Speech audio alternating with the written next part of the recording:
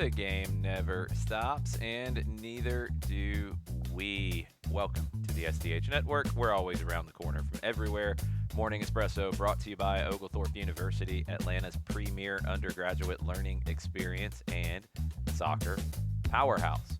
I'm Jason Longshore. Good morning. This is Morning Espresso for February 26th. Let's start in Atlanta, a club that has not kicked a ball yet on the field and actually doesn't have a name yet, just made a little bit of history yesterday.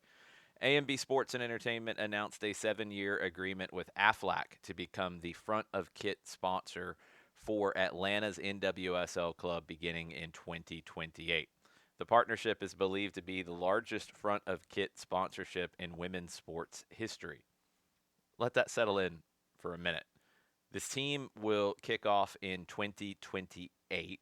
It is 2026, so 2 years away from the team hitting the field. Atlanta's NWSL team has secured what is reportedly the biggest jersey deal in the history of women's sports. That tells you how ownership is positioning this club. This isn't an experiment. This isn't just an expansion team. This is big. The team, owned by Arthur Blank and operated by AMBSE, will debut in 2028. They'll play at Mercedes-Benz Stadium. And Aflac's role extends beyond the shirt. They'll have match day activations, integrated digital storytelling. They'll serve as the presenting partner for major events leading up to the launch, including the unveiling of the club's name and brand identity. There's also a philanthropic component. A portion of net proceeds from merchandise will benefit the Aflac Cancer and Blood Disorders Center of Children's Healthcare of Atlanta. Patients will receive a co-branded Aflac duck in the club's jersey. Commercial ambition, yes. Community alignment, absolutely. The long runway for this, Atlanta's NWSL project, it continues to signal that it is going to be big. That is the key for the growth of the NWSL. That's the key for the growth of women's sports, in my opinion. Big, being presented as big, consistency across what Atlanta United looks like and how it was launched, and how the Atlanta NWSL team will look like and how it will be launched. It's exciting times for soccer in Atlanta, and Aflac's partnership with the Atlanta NWSL team is a big part of it. Let's go to Champions League in Spain. Real Madrid, they are through to the round of 16. Benfica did make them work here. Vinicius Jr. scored in the 80th minute to secure the second leg after a pretty tense tie that had goals traded in the first half.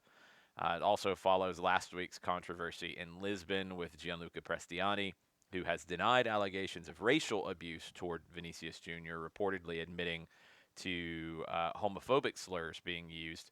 He was absent following a provisional UEFA suspension. Jose Mourinho was also suspended for this match, but it was Benfica who struck first on the night. Madrid responded quickly through Aurelien Tchouameni. Thibaut Courtois was called into action multiple times in the Madrid goal, including a second-half save and a moment where Rafa Silva hit the bar. It was competitive, it was tense, and ultimately Madrid had enough to close it out and get through. Elsewhere in Champions League, pure knockout madness. It was one of those days. Juventus, they nearly completed a historic comeback against Galatasaray. They were down 5-2 from the first leg. I didn't give them a chance. They ended up winning 3-0 in 90 minutes, despite playing much of the second half with only 10 men.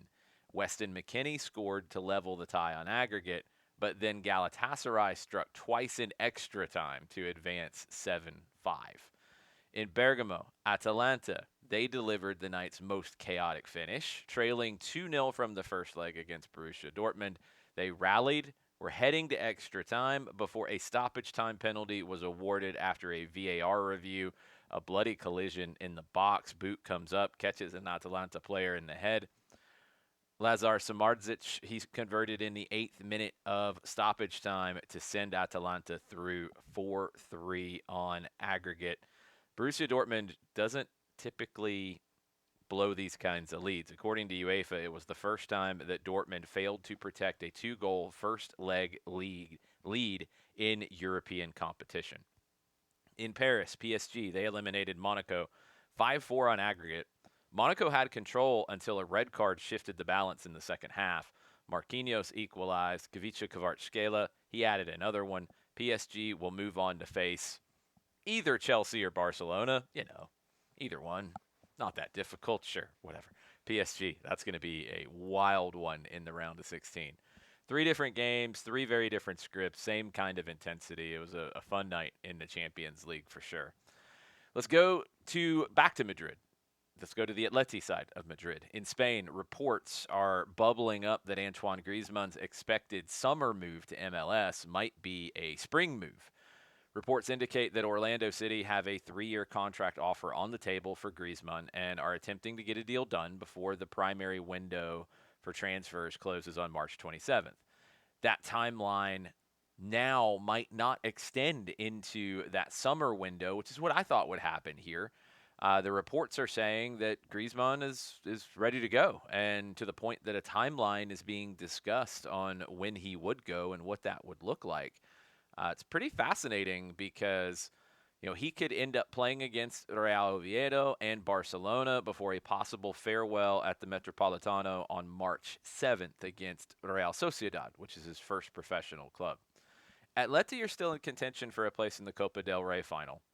He's been productive this year for Atleti. He's got 12 goals and 2 assists, goal contribution every 111 minutes. But he's not playing regularly. He didn't start in the second leg of the knockout round playoff on Tuesday.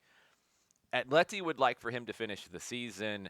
They think that is still the more likely outcome, but Orlando are trying to get this done quickly.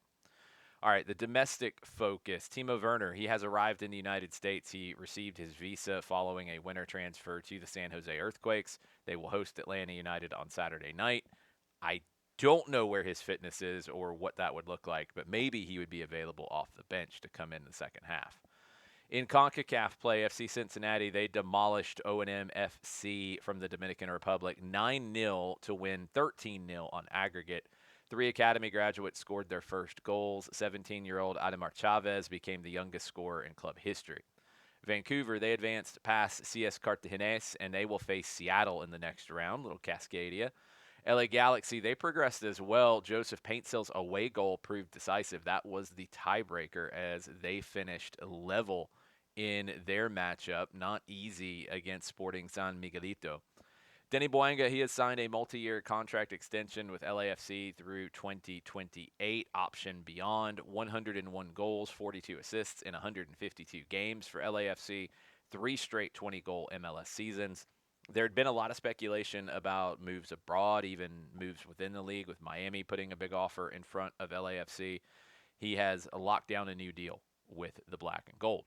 St. Louis City, they have extended midfielder Chris Durkin through 2028.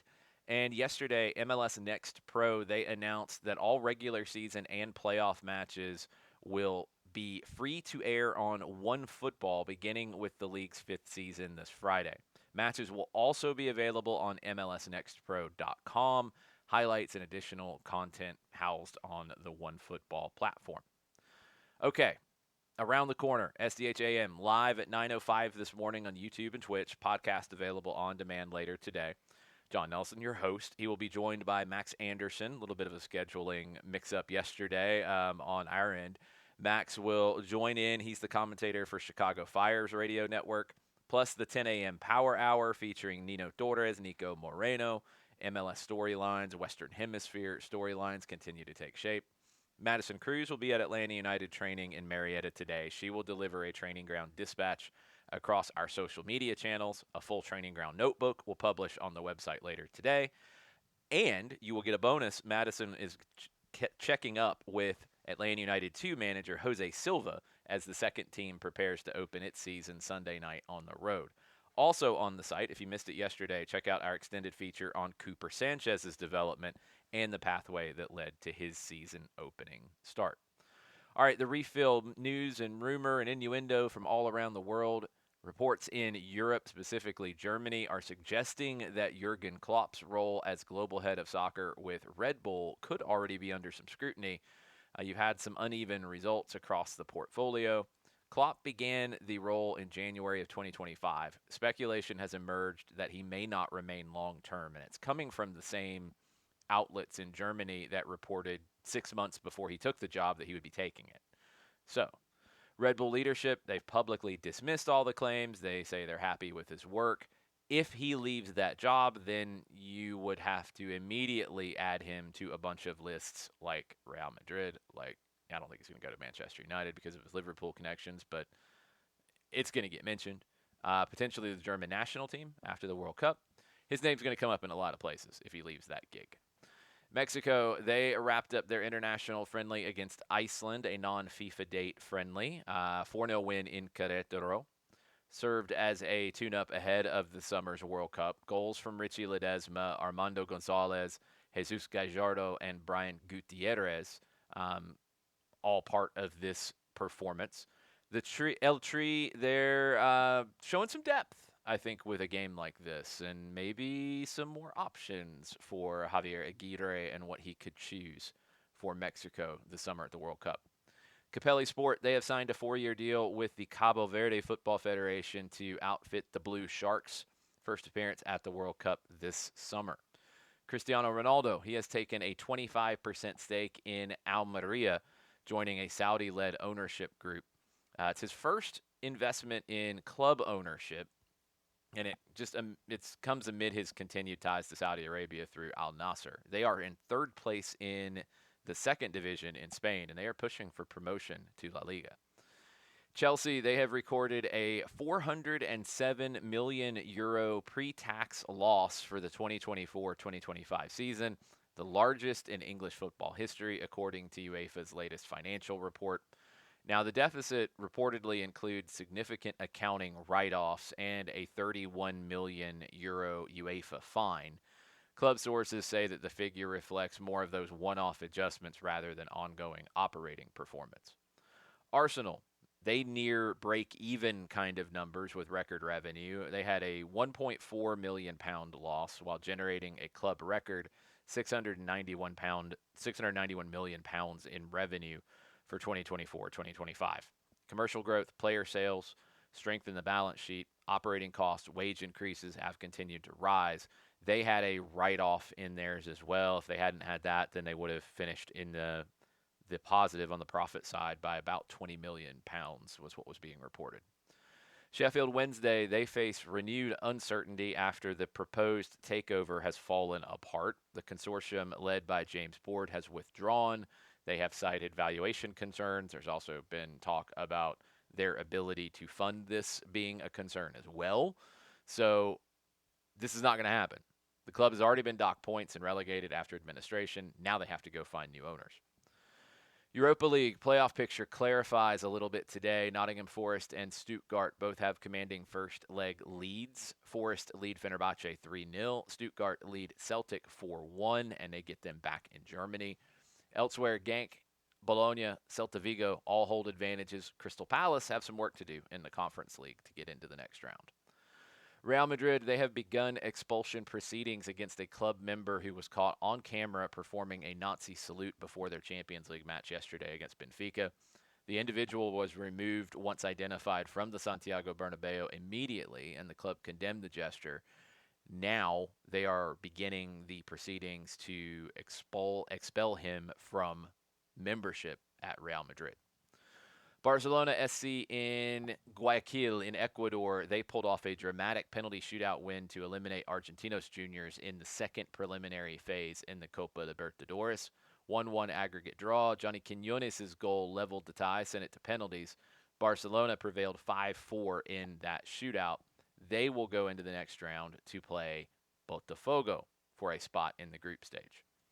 Morocco, this continues to get weird. Foot Mercato out of France is reporting that Walid Regragui's official resignation has been accepted by the Royal Moroccan Football Federation, and youth coach Mohamed Ouabi has been identified as the successor. Now remember, the Federation's already denied reports of his departure twice, including earlier this week. Foot Mercato is saying the change is going to happen. There are other reports of a meeting today from the Royal Moroccan Football Federation, and maybe the resignation will be accepted at that point. There were also reports about what the payments would look like if he leaves or if he's fired, or the separation terms between the two.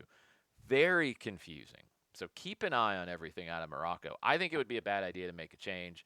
Xavi's name has still come up around Morocco as well. So it's very confusing, and I don't know where this whole thing is going to go. Final whistle, you got big clubs making big decisions. We talked about Champions League. We've talked about Atlanta's NWSL side locking in a historic partner, historic level of partnership as well. Lots of things moving, lots of things happening, including us right now. I'm on my way to San Jose with Atlanta United later this afternoon. Morning Espresso will drop for you tomorrow morning as usual. Plenty of coverage today, tomorrow, into Saturday, getting you ready for match week 2 in MLS and getting you ready for match week 1 in MLS Next Pro for Atlanta United 2. Going to be a busy next few days for us on the SDH Network. Make sure you're following us, Soccer Down Here, on all your social media platforms. We will keep you up to date with all of the needed context and all of the needed conversation about this game that we love so much. Talk to y'all tomorrow on a new Espresso from San Jose.